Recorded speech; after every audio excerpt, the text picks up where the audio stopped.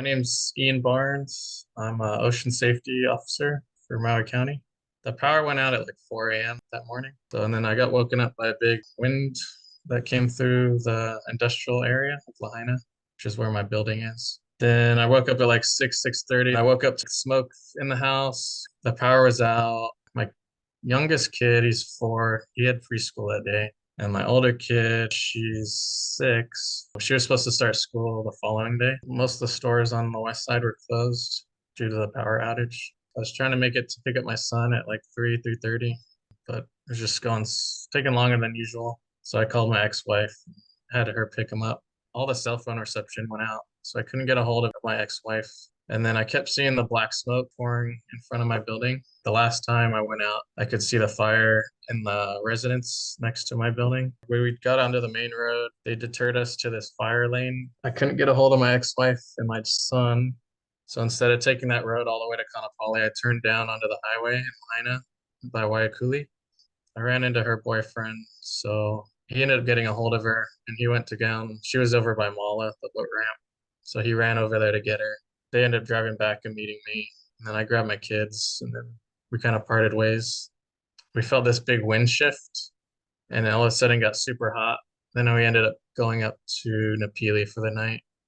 There's no reception, so it's not like we could get a hold of anybody. I had my kids, so I was just more worried about them getting to sleep and all that. Wanted to go to work the next day.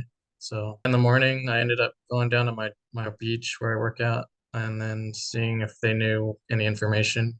I have my kids to worry about, so I have like a little bit of focus. Kids, I think they're just young, so they don't grasp the big concept of what happened. They understand things are gone, like there was a fire and stuff, but they don't feel the gravity of it.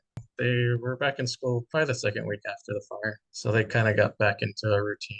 That whole first week, I couldn't sleep very well and had really bad headaches the first couple days. I think the stress came out physically instead of emotionally. I had trouble finding places to live, and I finally got that place that I was at. And I was only there not even a year. It's just the unknown is hard to deal with sometimes, and the unsureness of where you're gonna end up in a year. I've been up in Hanuakai, so I've been here since the 11th of August, and then I got a condo I'm moving into for a 6-month lease. I mean, the biggest one is just being out of housing.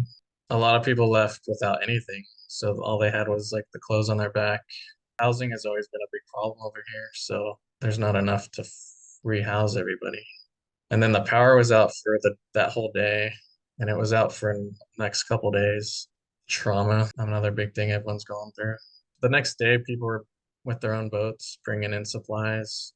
Boats from Malaya, Kahului.